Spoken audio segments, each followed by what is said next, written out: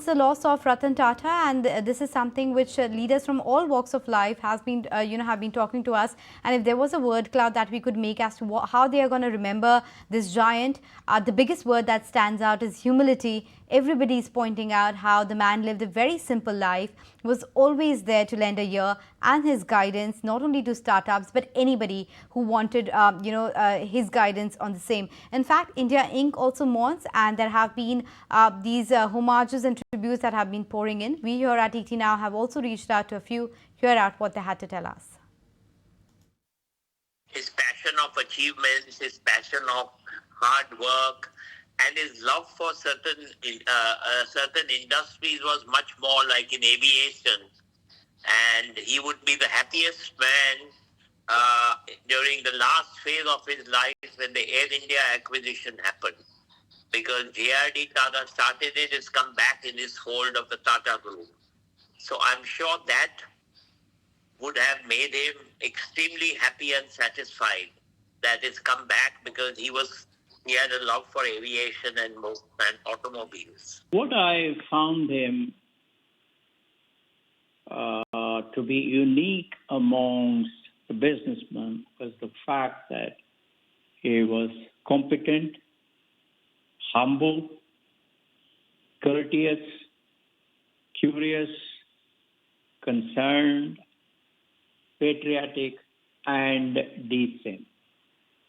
On rare occasions when he disagreed, he was not disagreeable. It's a very sad day for having lost an icon whom personally I have grown up with from the early 70s till the retirement of both of us.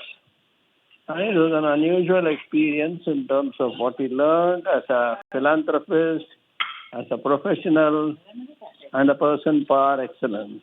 I think his contributions will live forever, and his love for animals, passion for people, passion for excellence, and daring to try was always etched in our memory, and it should be etched in the group history. And going forward, it must also be etched. When the economy tanked, then Tata Motors, having a very strong linkage to the economy, also went down. In that period, Tata Motors was left with a large number of vehicles. So he personally took care and worked out with me a system and a process to how to get out of that. And that, I think, was a great learning for me as to how he could go out of the way, I would say, to help others, because you could feel the pain of others. Okay, so that's what the industry stalwarts have to say about the indelible contribution and the mark he's left on India. There comes a time when your heart calls for you to arise. Plant your feet solid into the ground. Decide your own limits, and then break right through them.